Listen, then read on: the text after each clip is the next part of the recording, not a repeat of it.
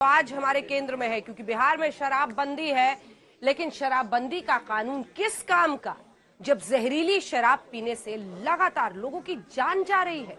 नीतीश सरकार शराबबंदी के जिस फैसले को क्रांतिकारी बता रहे हैं उसकी असलियत सामने आ रही है। हैरानी इस बात की है कि लगातार जहरीली शराब बिहार में लोगों की जान ले रही है और नीतीश सरकार शराब के इस जानलेवा जाल को रोकने में नाकाम है।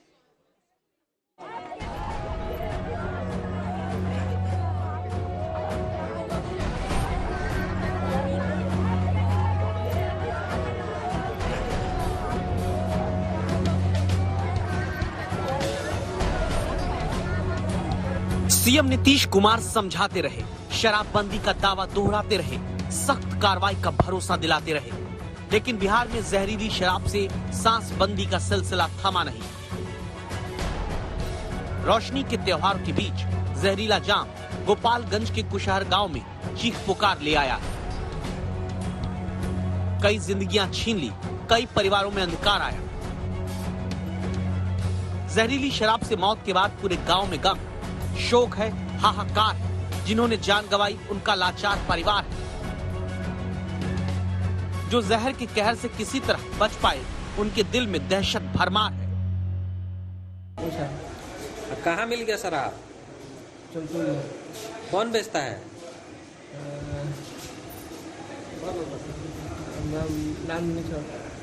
कब से वो बेच रहा है? पुलिस नहीं पकड़ती है? आज कुछ छूट के आया था। दिखाई दे रहा है आपको? और परेशानी है कोई? क्या दिक्कत हो रहा है? परेशानी हो रहा है। कब पिए थे शराब? सवाल ये कि जिस सूबे में शराबबंदी का कानून है उस राज्य में कैसे जहरीली शराब का जाल गांव-गांव तक फैला हुआ है। कैसे नीतीश सरकार की नाक के नीचे शराब खरीदी और बेची जा रही है। असली तो छोड़िए, बिहार में नकली शराब भी धड़ल्ले से बिक रही है और आए दिन लोगों की जान ले रही है। बिहार में 15 दिनों में जहरीली शराब से 42 लोगों की मौत हो चुकी है। मुजफ्फरपुर के सरैया में 6 मौत हुई, बेतिया में 13 लोगों की जान गई, गोपालगंज में 17 लोगों ने दम तोड़ा, सीवान में 6 लोगों की मौत हुई। क्या सुशासन राज में शराबबंदी की हकीकत कुछ और ही है? क्या शराबबंदी के दौर में जुगाड़ वाला जानलेवा जाम बिहार के जिले जिले तक फैला हुआ है? जहरीली शराब से अपनों को गंवाने वाली इस महिला की बातों को गौर से सुनिए। सच्चाई क्या है आप समझ पाएंगे। तो रोज शराब पीते थे? सुत गई तो हाँ पियत ला झुटकाई के बोली हूँ रोज पियत रहा। तो कहाँ शराब मिलत रहे? अब कहाँ कहाँ बतलाई, वो लोग के जगह है, हम कहाँ बतलाई। केहू कुछ बा, केहू कुछ बा, केहू कुछ बा। वोट के टाइम बा, जेकरे मन करत लो करे पिया तो लोग का करी।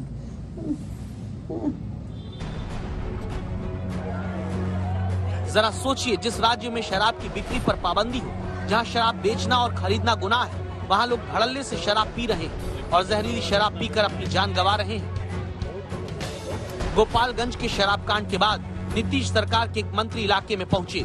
लोगों की मौत के बाद सरकार की जिम्मेदारी पर सवाल हुआ तो शराब कांड के पीछे साजिश वाला एंगल दे दिया। मुझे तो लगता है कि एक उच्च स्तरीय जांच बैठा करके इसके पीछे मुझे लगता है कि कहीं साजिश और षड्यंत्र तो नहीं चली जा रही है कि बिहार के यशस्वी मुख्यमंत्री नीतीश कुमार जी को बदनाम करने की एक कुचक्र चली जा रही है। जहरीली शराब से लगातार लोगों की मौत हो रही है और सरकार के मंत्री कार्रवाई की दलील देकर मुसीबत से मुंह चुरा रहे हैं। हमने तो पहले भी कहा है, सरकार पैनी नजर रखी हुई है। ये लुक्का छिपी का खेल चल रहा है। मेरी सरकार कटिबद्ध है। जो लोग गलत कर रहे हैं वो कभी बख्शे नहीं जाएंगे। वो बड़ा से बड़ा अधिकारी क्यों न हो या कोई जनप्रतिनिधि क्यों न हो, वो कोई बचने वाले नहीं है। लेकिन जिन लोगों ने पर्दे के पीछे ये काम कर रहे हैं वो तो आज दुनिया छोड़ के चल बसे। अब तो सरकार उनके सामने संवेदना व्यक्त ही कर रही। मैं एक अंग होने के नाते ये बात को स्पष्ट रूप से कह रहा हूँ, लेकिन कहीं न कहीं ये दुख की बात है। शराबबंदी कानून के बीच शायद सरकार का यही रवैया लोगों की जिंदगी पर भारी पड़ रहा है। जिस शराबबंदी को नीतीश कुमार के क्रांतिकारी कदम के रूप में प्रचारित किया जाता है, प्रशासन की लापरवाही से इस कदम की कमियां लोगों की जिंदगी के लिए काल बनती जा रही हैं। सुनील तिवारी के साथ सुजीत कुमार झा, गोपालगंज, आज तक। बिहार में जहरीली शराब से 40 से ज्यादा लोगों की जान जा चुकी है और नीतीश कुमार इस आपदा से निपटने के लिए जागरूकता अभियान वाला नारा दे रहे हैं। नीतीश अपने अधिकारियों से क्यों सवाल नहीं कर रहे कि कैसे प्रशासन की नाक के नीचे अवैध शराब का कारोबार खूब फल फूल रहा है बिहार में?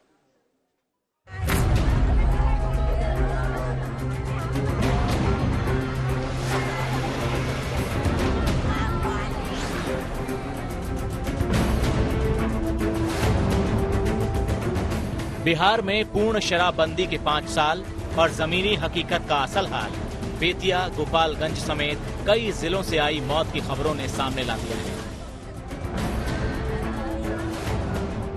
सवाल नीतीश सरकार पर है और खुद सरकार जहरीली शराब की इस आपदा का उपाय जागरूकता अभियान मान रही है।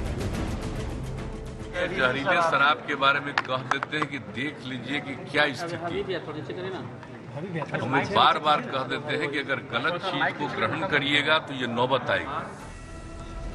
शायद सरकार ये मानती है कि लोगों को जागरूक करने भर से ही गांव-गांव तक फैले जहरीली शराब के जाल पर रोक लग जाएगी। ऐसे में सवाल है कि बिहार में 2016 में बना शराबबंदी कानून अब तक असरदार क्यों नहीं हो सका है। जिस शराबबंदी कानून के तहत सरकार ने 2 लाख से ज्यादा लोगों पर कार्रवाई की, उसका लोगों में डर क्यों नहीं है? क्या शराबबंदी की आड़ में जहरीली शराब के कारोबार ने बिहार में जोर पकड़ लिया है? और अगर ऐसा है तो प्रशासन इसे रोक पाने में नाकाम क्यों है? जहरीली शराब से मौत के मातम के बीच सरकार अपनी सफाई दे रही है। हम लोग लगातार एक वर्क इन प्रोग्रेस है, कार्रवाइयां कर रहे हैं। तो आप देखेंगे कि अगर आंकड़ों पे भी जाएंगे तो आखिरकार पुलिस प्रशासन ने या एक्साइज विभाग ने कुछ सालों में अगर मिला लिया जाए तो 4.25 लाख से ऊपर लिकर को सीज किया है, Indian made foreign liquor, country liquor. 3 lakh से ऊपर अरेस्ट हुए हैं, 1000 से ऊपर कन्विक्शंस हुए हैं, करीब 60,000 गाड़ियां सीज हुई हैं। इसमें से जो अरेस्ट हुए हैं उसमें से 6,000 दूसरे राज्यों के हैं। उधर विपक्ष आरोप लगा रहा है कि जिस शराबबंदी पर नीतीश सरकार ताल ठोकती है वो पूरी खोखली निकली है। बिहार में शराबबंदी की हकीकत है, पैसा फेंकिए और जितनी मर्जी शराब पटकिए, और ये सब कुछ प्रशासन की शह पर हो रहा है। देखिए, यह स्पष्ट बयान है उनका, और ये जो है सो कहा गया है कि जले पर नमक छिड़कना। गरीब गुरबा को एक तरफ तो जहरीला शराब जो है सो पिला पिला कर मरवा रहे हैं, और दूसरे तरफ वो कह रहे हैं कि मतलब कि पिएगा तो मरेगा। आखिर बिक कह रहा है? इसके लिए पूरी तरह से स्थानीय प्रशासन और राज्य सरकार दोषी है। बिहार में पूर्ण शराबबंदी होने के बावजूद भी गांव में, मोहल्ले में, गली में जगह जगह पर चोरी चुपके शराब बनाई जा रही है। दूसरे राज्यों से शराब ला करके दुगने और चौगुने मूल्य में बेचे जा रहे हैं। शराबबंदी के बाद से ही राज्य के किसी न किसी कोने से शराब की बरामदगी और कानून तोड़ने की खबरें सुर्खियां बनती रहीं, लेकिन बीते कुछ समय में लगातार जहरीली शराब से मौत की खबरों ने नीतीश सरकार के हर दावों की पोल खोल कर रख दी है। हालात ये हैं कि जहरीली शराब से मौत के बाद अब विपक्ष नीतीश के इस्तीफे तक की मांग कर रहा है। स्मगलिंग हो रही है, एक पूरा फलता फूलता व्यापार चल रहा है जिसको राजनीतिक प्राश्रय भी मिला हुआ है, जिसके तहत राज्यों से नकली शराब आती है, जहरीली शराब आती है और लोग इस तरह से मारे जाते हैं। किसी भी ऐसे मुख्यमंत्री को जिसमें लेश मात्र भी शर्म बाकी हो, उसको इस्तीफा दे देना चाहिए। देखिए, बिहार में शराबबंदी है, सख्ती से लागू है, और जो लोग इस हरकत में जिम्मेदार होंगे, जहरीली शराब भेजने में या अवैध रूप से वहां पहुंचाने में, उन पर हमारी सरकार कार्रवाई करेगी। हम दोषियों को बख्शेंगे नहीं। ये एक दुर्घटना है, इस पर जरूर संज्ञान लेकर सरकार सख्त कार्रवाई करेगी। इस तरह का ऐलान बिहार सरकार ने किया है। 2015 के विधानसभा चुनाव से पहले नीतीश कुमार ने शराबबंदी का वादा किया। चुनाव में नीतीश विजयी हुए और सत्ता में लौटते ही राज्य में शराबबंदी की घोषणा कर दी, और इसके पीछे सबसे बड़ी वजह महिलाओं से किया गया वादा बताया। हम लोग तो बार बार कह रहे हैं, शराबबंदी जिसको लागू किया गया 16 से और 15 में महिलाओं की जो मांग थी, हम लोगों ने वचन दिया, लागू किया, सर्वसम्मति से पारित हुआ। अब बिहार में शराबबंदी कानून तो लागू है, लेकिन सरकार की ढील और प्रशासन की लापरवाही से यह कानून बेअसर नजर आ रहा है और प्रदेश की जनता बेबस। ब्यूरो रिपोर्ट, आज तक। अवैध शराब का खेल है और पूरी तरह से शराबबंदी फेल है, ये साफ पता चल रहा है। अब बिहार के बाद बात दिल्ली की करते हैं। दिल्ली में पटाखों पर पाबंदी थी, इसका कुछ असर तो पड़ा, लेकिन पटाखों से पूरी तरह आजादी नहीं मिली। नतीजा ये कि दिवाली की रात से ही दिल्ली की आबोहवा में ऐसा जहर घुला कि प्रदूषण नापने के सारे पैमाने फेल हो गए हैं। प्रदूषण का ग्राफ बढ़ते ही सियासत का ग्राफ भी चढ़ गया है। देखिए,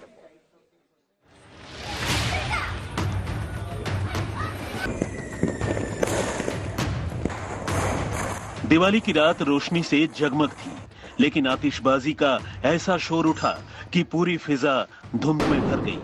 तमाम पाबंदियों को ताक पर रखकर राजधानी दिल्ली में बेरोक टोक पटाखे फोड़े गए और पटाखों के धमाकों का ऐसा दौर चला कि चंद देर में ही पूरी की पूरी आबोहवा धुएं में भर गई। दिवाली की रात ही दिल्ली की हवा में दम घुटने सा लगा। कई लोगों को सांस लेने में तकलीफ होने लगी और सुबह होते होते वायु प्रदूषण रिकॉर्ड तोड़ हो गया। सुबह 4 बजे इंडिया गेट का AQI 999, जवाहरलाल नेहरू स्टेडियम का AQI भी 999, आनंद विहार का भी 999, शाहदरा में भी 999, पटपड़गंज में भी 999, श्रीनिवासपुरी में भी 999, नेशनल स्टेडियम में भी 999 ही रहा। ओखला में AQI 959 तो सोनिया विहार में यह आंकड़ा 697 पर रहा। राजधानी की हवा जहरीली हुई तो पॉल्यूशन के सॉल्यूशन की चर्चा के बजाय इस पर पॉलिटिक्स का दौर शुरू हो गया। केजरीवाल सरकार के मंत्री गोपाल राय ने बढ़ी हुई आतिशबाजी को बीजेपी के एजेंडे से जोड़ दिया। पिछले 3 दिनों से लगातार प्रदूषण का स्तर दिल्ली में बढ़ रहा है। इसके पीछे 2 कारण हैं मुख्य तौर पर। एक, तेजी के साथ पराली जलने की घटनाएं बढ़ी हैं। पिछले अक्टूबर के लास्ट वीक में 1000 जगहों पर पराली जलने की घटनाएं हो रही थी। आज 3500 जगहों पर पराली जलने का आंकड़ा नासा के चित्रों से आ रहा है। लेकिन कुछ लोगों ने इंटेंशनली पटाखे जलवाए और जिसके कारण भी आज का AQI स्तर बढ़ा है। पटाखों पर आम आदमी पार्टी की ओर से सियासी बमबाजी हुई तो बीजेपी ने इस सोच को औरंगजेब वाला विचार बता दिया। भारतीय जनता पार्टी ने जानबूझ करके पटाखे कल जलवाए, उसके लिए उन्होंने कैंपेन किया, बार बार चुनौती दी कि हम पटाखे जलाएंगे, आप रोक के दिखाइए, और कल वो पटाखे जलवाए गए, इंटेंशनली जलवाए गए। कहीं ना कहीं ये उनकी औरंगजेबी सोच का प्रमाण है। औरंगजेब ने भी अपने काल में आतिशबाजी पर रोक लगाई थी। कल दिल्ली की जनता ने सारी रात पटाखे चलाकर यही विरोध सामने रखा। लेकिन इस सियासत के बीच सवाल यह है कि जब सुप्रीम कोर्ट की ओर से आतिशबाजी को लेकर साफ साफ आदेश था तो दिल्ली में इतने पटाखे कैसे फूटे, लोगों तक पटाखे कैसे पहुंचे और इन्हें बेचने वालों पर कार्रवाई क्यों नहीं हुई? कानूनी कार्रवाई करने का सारा जो पावर है वो पुलिस के पास है और पुलिस ने जगह जगह, पुलिस के साथ भी मैंने मीटिंग की थी इसकी मॉनिटरिंग के लिए। पुलिस ने जगह जगह थाने लेवल पे टीम बनाई थी। मैंने पुलिस को भी बोला है कि उन्होंने कल क्या क्या अभियान चलाया, कहाँ कहाँ क्या कार्रवाई की, उसकी रिपोर्ट हम मंगा रहे हैं।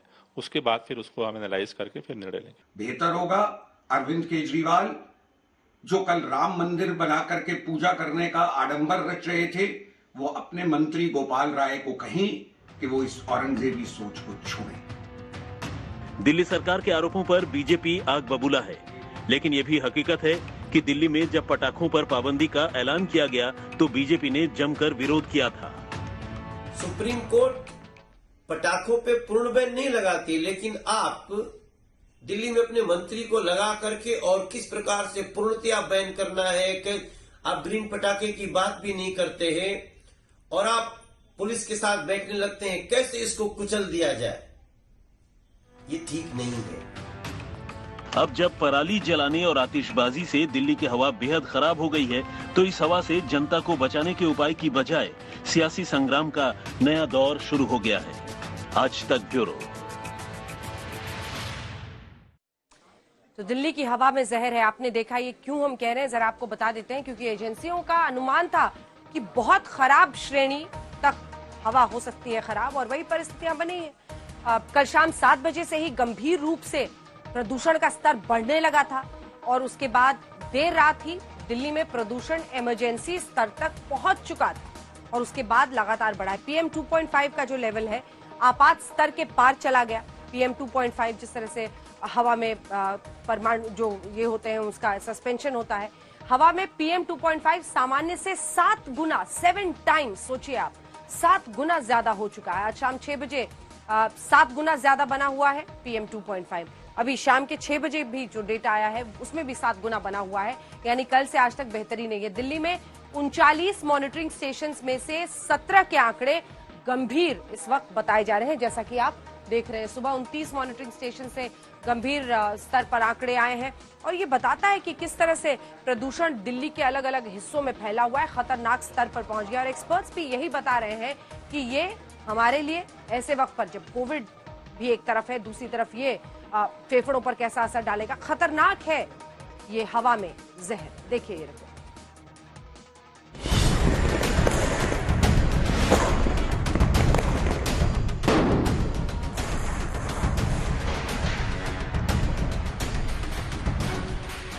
दिल्ली के लोगों ने धमाकेदार दिवाली मनाई। तमाम पाबंदियों के बावजूद दिल्ली वालों ने जमकर पटाखे फोड़े। नतीजा वही हुआ जिसका अंदेशा था। प्रदूषण बेहद खतरनाक स्तर पर पहुंच गया। दिल्ली की जहरीली हुई हवा पर सियासत भी शुरू हो गई। लेकिन सवाल यह है कि क्या आतिशबाजी को लेकर जारी निर्देश लागू करने में एजेंसियों ने ढील बरती? क्या एजेंसियों की ढील के चलते लोगों के सामने यह मुसीबत आ खड़ी हुई? ये जितना भी बैन के ऑर्डर था या जो भी इंस्ट्रक्शंस थी फॉलो नहीं की गई हैं, क्योंकि दिवाली की रात को उतने ही पटाखे और उतने ही पोल्यूशन था जितना हर साल होता, कोई कम नहीं था। दिल्ली एनसीआर में पार्टिकुलेटेड मैटर 2.5 और PM 10 दिवाली की दरमियानी रात से आपात स्तर पर पहुंचा हुआ है।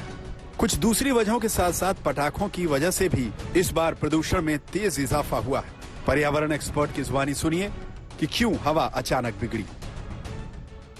आज की जो स्थिति है, दिवाली के पटाखों पे बैन के बावजूद लोगों ने उसका उल्लंघन किया, लोगों ने इसके सीरियसनेस को नहीं समझा। और तो वेदर कंडीशन जो है वो तीसरा बहुत ही इंपॉर्टेंट फैक्टर है जिसके कारण आज स्थिति बहुत खराब है। लो विंड स्पीड जो कि अगले 2-3 दिन तक रहने वाला है दिल्ली के आसपास, और ऑलरेडी जो फायर क्रैकर्स और स्टबल बर्निंग और एग्जिस्टिंग जो कॉजेज ऑफ एयर पोल्यूशन है, जिसके कारण एयर क्वालिटी इंडेक्स दिल्ली के आसपास के इलाकों में और दिल्ली में खासकर लगभग 400-450 तक रहने वाला है।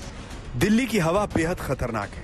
अब हम आपको ये बताते हैं कि हवा का स्तर कितना सुरक्षित माना जाता है और कब खतरा शुरू हो जाता है। अब आपको दिखाते हैं कि कैसे गुरुग्राम के सेक्टर 12A के पार्क में जुमे की नमाज होती थी। वहां आज गोवर्धन पूजा की गई।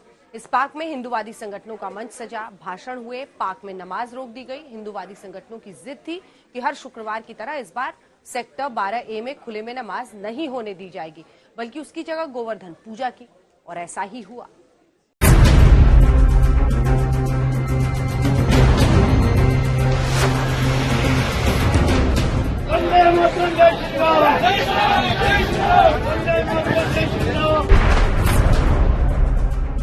गुरुग्राम में जुमे की नमाज और गोवर्धन पूजा पर संग्राम क्यों छिड़ा? भारत माता की जय! भारत माता की जय! जिस जगह जुमे की नमाज होती है वहां गोवर्धन पूजा क्यों की गई?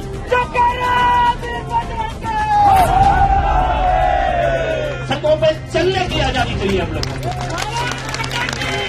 भारत माता की, भारत माता की। गुरुग्राम के सेक्टर 12 में हिंदू संगठनों का जमावड़ा क्यों लगा? नमाज बंद करो, बंद करो, बंद करो, खुले में नमाज बंद करो, बंद करो, बंद करो।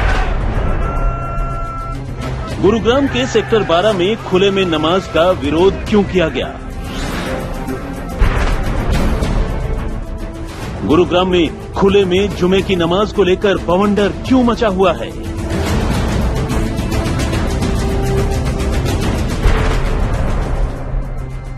जुमे की नमाज के वक्त तक हिंदू संगठनों ने आयोजन क्यों किया? वंदे मातरम, वंदे मातरम, वंदे मातरम।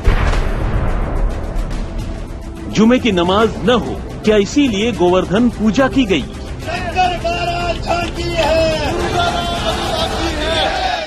हिंदू संगठनों ने पहले ही ऐलान कर दिया था कि गुरुग्राम के सेक्टर 12 में हर बार की जगह खुले में जुमे की नमाज नहीं होगी और ठीक उसी जगह गोवर्धन पूजा का टाइम भी निर्धारित कर दिया गया और तय कार्यक्रम के मुताबिक हिंदू संगठनों ने गोवर्धन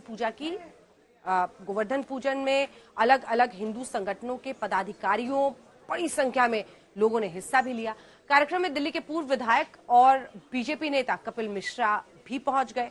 इन लोगों ने कहा कि ये गुरुग्राम का विजय पर्व है और पूरे देश का संकल्प दिवस है। पूरे देश में अब ऐसी मुहिम की जरूरत है।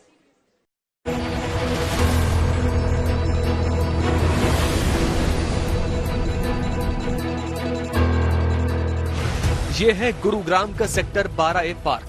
आप देख सकते हैं कि यहाँ पर गोवर्धन पूजा की जा रही है। बड़ी बात ये नहीं है कि यहाँ गोवर्धन पूजा हो रही है, बड़ी बात यह है कि ठीक इसी जगह पर हर जुमे को नमाज होती है। इमाम आते हैं, लोग आते हैं और जुमे की नमाज पढ़कर जाते हैं।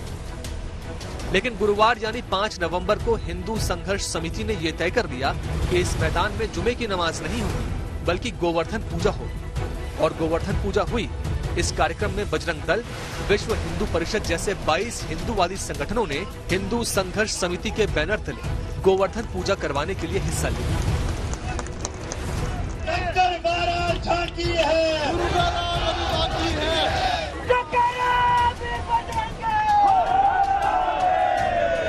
जिहाद है कानून व्यवस्था के खिलाफ।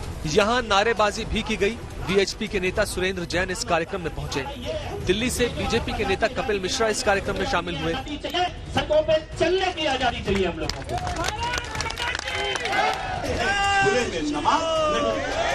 साथ ही डासना देवी के मुख्य पुजारी यानी नरसिंहानंद सरस्वती भी गुरुग्राम के सेक्टर 12A के पार्क में गोवर्धन पूजा करवाने के लिए पहुंचे। सड़कों पर, पार्कों पर, हाईवे को जाम करके रेलवे की पटरियों को रोककर नमाज अदा करना, ये नमाज नहीं फसाद है, ये शक्ति का प्रदर्शन है। आखिर क्यों 20-20 किलोमीटर दूर से लोग यहाँ हाईवे को जाम करने के लिए आते थे, अपने वहां की मस्जिदों को छोड़कर आते थे। बार बार करने से यहाँ का समाज त्रस्त हो गया और समाज ने तय किया अब यहाँ खुले में नमाज नहीं होने दी जाएगी। मुझे लगता है ये चिंगारी, इसका मैसेज पूरे देश तक गया है और पूरा देश अब तय करेगा नमाज अदा करनी है, मस्जिदों में करो ना, कौन रोकता है? अपने घर में करो ना, कौन रोकता है? लेकिन सड़कें घेरोगे, ये स्वीकार नहीं होगा, ये देश की जनता सहन नहीं करेगी। देखिए, वजह तो ये है कि संवैधानिक अधिकार है। पार्कों में, सार्वजनिक स्थानों में, सड़कों में इस प्रकार का हर हफ्ते का कब्जा अगर सभी लोग करने लगे अपने अपने धर्म के हिसाब से, तो भारत में इतने मत, इतने धर्म है कि कोई भी हफ्ते का दिन बचेगा नहीं जब सड़कें और सार्वजनिक स्थान बंद नहीं होंगे। तो इसीलिए सबको एक दूसरे का मान सम्मान रखना पड़ेगा। गुरुग्राम की संयुक्त संघर्ष समिति ने पूरे देश को एक रास्ता दिखाया है, कानून में रहते हुए, मर्यादा में रहते हुए अपने संवैधानिक अधिकारों के लिए मांग करना और जीत हासिल करना। और मुझे लगता है कि पूरे देश में जो लोग सड़कों के बंद होने से, रास्तों के बंद होने से परेशान हैं, वो सब गुरुग्राम से सबक लेंगे। हम आपको बता दें कि गोवर्धन पूजा सुबह लगभग 11 बजे से दोपहर 2 बजे तक की गई, जबकि यहाँ जुमे की नमाज दोपहर 1 बजे से 2 बजे के बीच पढ़ी जाती है। लेकिन इस शुक्रवार को नमाज अदा नहीं की गई। आज भी वो चेहरा असल में खुले में जुमे की नमाज का मुद्दा हिंदूवादी नेताओं ने पहले से ही बनाना शुरू कर दिया था। 2 हफ्ते पहले से ही हिंदूवादी संगठनों और स्थानीय निवासियों ने जुमे की नमाज पर रोक लगाने की बात की थी और प्रशासन को ज्ञापन सौंपकर चेतावनी भी जारी की थी कि सेक्टर 12A में किसी भी सूरत में खुले में नमाज नहीं पढ़ने दी जाएगी। 29 अक्टूबर को जुमे की नमाज का विरोध करने पर 26 हिंदूवादी संगठन के लोगों को गिरफ्तार किया गया था, जिन्हें बाद में जमानत पर रिहा कर दिया गया था। पुलिस ने 107/151 के तहत मुकदमा भी दर्ज किया था और कड़े पहरे में नमाज अदा करवाई थी। लेकिन हिंदूवादी संगठनों ने 5 नवंबर यानी शुक्रवार के दिन गोवर्धन पूजा का ऐलान कर दिया। 751 से हिंदू समाज भयभीत होने वाला नहीं है। 751 से हिंदू आस्थाओं के साथ खिलवाड़ बर्दाश्त नहीं है। 751 गलत बात का विरोध करने से नहीं रोक सकता है और हम निरंतर, ये तो 751 है, अगर इससे भी कोई ज्यादा सरकार के पास भारा है तो वो लगा कर देख ले, उसका मुंह तोड़ जवाब देने की क्षमता हिंदू समाज रखता है। तो वहाँ पहले से नमाज हो रहा है, क्या उसको लेकर आपने प्रशासन से कोई लिखित में? अगर कोई वो हो रहा है बात, वो अवैध है, वो नहीं हो सकता है। और अगर वो नमाज वहाँ अदा कर रहे हैं तो हम भी वहाँ पर प्रसाद वितरण कर सकते हैं। ऐसी स्थिति में टकराव की स्थिति नहीं आएगी। उनके पास भी कोई परमिशन नहीं है, वो तो निरंतर करते हैं। हम अगर एक दिन प्रसाद वितरण करते हैं, वो आएगी तो उसी समय देखा जाएगा। सवाल ये है कि क्या यहाँ जुमे की नमाज पढ़ने की परमिशन दी गई थी और कब से ये जुमे की नमाज हो रही है, और अब हिंदूवादी संगठन क्यों सेक्टर 12A के पार्क में नमाज का विरोध कर रहे हैं। आज हम आपको इसकी पूरी इनसाइड स्टोरी दिखाएंगे। आपको ये भी दिखाएंगे कि मुस्लिम पक्षकार जुमे की नमाज और गोवर्धन पूजा को लेकर क्या बोल रहे हैं। उससे पहले आपको बता दें कि गुरुग्राम में 37 ऐसी जगह हैं जहां पर खुले में नमाज पढ़ी जाती है। इस वक्त हम लोग गुड़गांव के सेक्टर 12A में जिस खुली जगह पर मौजूद है, यहाँ पर जुमे के दिन पिछले काफी वक्त से नमाज पढ़ी जा रही थी। बताया जा रहा है कि 2018 में जब एक बार विवाद हुआ था तो उसके बाद 37 जगहें तय की गई थी जहां पर खुले में नमाज पढ़ी जा सकती है, लेकिन पिछले कुछ वक्त से हिंदू संगठनों ने इसका विरोध करना शुरू कर दिया था और ये ऐलान किया गया था कि दीपावली के बाद जो गोवर्धन पूजा आएगी, जो जुमे के दिन है यानी आज के दिन, उस दिन यहाँ पर गोवर्धन पूजा की जाएगी। आप देख सकते हैं यहाँ पर भव्य तरीके से यहाँ पर पूजा की गई। तमाम हिंदू संगठन के लोग यहाँ पर पहुंचे, कपिल मिश्रा पहुंचे, इसके अलावा विश्व हिंदू परिषद के भी वरिष्ठ नेता लोग यहाँ पर पहुंचे। और इसके पहले नेताओं का कहना है कि प्रशासन और मुस्लिम पक्षकारों के साथ एक बैठक हुई थी और ये तय हुआ था कि जो 37 जगह हैं उनमें से 17 जगहों पर पहले ही बंद कर दी गई है खुले में नमाज, और धीरे धीरे बाकी जगहें भी 1 महीने के अंदर जो खुले में नमाज होती है उसको भी बंद कर दिया जाएगा। अब हिंदूवादी संगठनों का कहना है कि धीरे धीरे गुरुग्राम में जहां भी खुले में नमाज होती है वो बंद होगी, लेकिन गुरुग्राम में 37 जगहों पर खुले में पढ़ी जा रही नमाज पर मुस्लिम पक्षकारों की अपनी दलील है। हिमांशु मिश्रा के साथ नीरज वशिष्ठ, गुरुग्राम आज तक। गुरुग्राम में खुले में नमाज को लेकर मुस्लिम पक्षकारों का अपना तर्क है। मुस्लिम पक्षकार कह रहे हैं कि उन्होंने बाकायदा प्रशासन से इसकी परमिशन ली हुई है। अब नमाज और गोवर्धन पूजा के विवाद में ओवैसी भी कूद गए हैं। ओवैसी ने ट्वीट करके कहा कि यह मुसलमानों के प्रति सीधी नफरत है। सप्ताह में 15 से 20 मिनट के लिए जुमे की नमाज अदा करना किसी को कैसे आहत कर रहा है। मुस्लिम पक्षकारों का कहना है कि उन्हें गुरुग्राम के अंदर 37 जगहों पर खुले में जुमे की नमाज पढ़ने की परमिशन दी गई। जैसा कि आज हम गोवर्धन पूजा के लिए यहाँ एकत्रित हुए हैं, मालूम नहीं कि किस बात की सजा हमको दी जा रही है। गुरुग्राम में खुले में नमाज को लेकर हिंदूवादी संगठन एक तरफ हैं और मुस्लिम पक्षकार एक तरफ। हालांकि 5 नवंबर को सेक्टर 12A के पार्क में गोवर्धन पूजा पर सहमति दोनों पक्षों को लेकर बनी, लेकिन मुस्लिम पक्षकारों का कहना यह है कि प्रशासन ने साल 2018 में एक मीटिंग में दोनों धर्मों के लोगों को बैठाकर ये फैसला किया था कि जो पहले गुरुग्राम के अंदर खुले में नमाज 108 जगह होती थी, अब वो 37 जगहों पर पढ़ सकते हैं और इसके लिए बाकायदा जगह तय कर दी गई थी।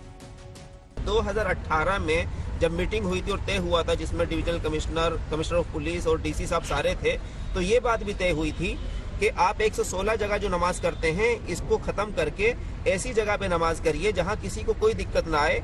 ग्रीन बेल्ट भी हो तो ऐसी जगह हो कि रोड के किनारे ना हो और कोई बाजार ना हो, कोई मार्केट ना हो, तो वो जगह दी गई हमें।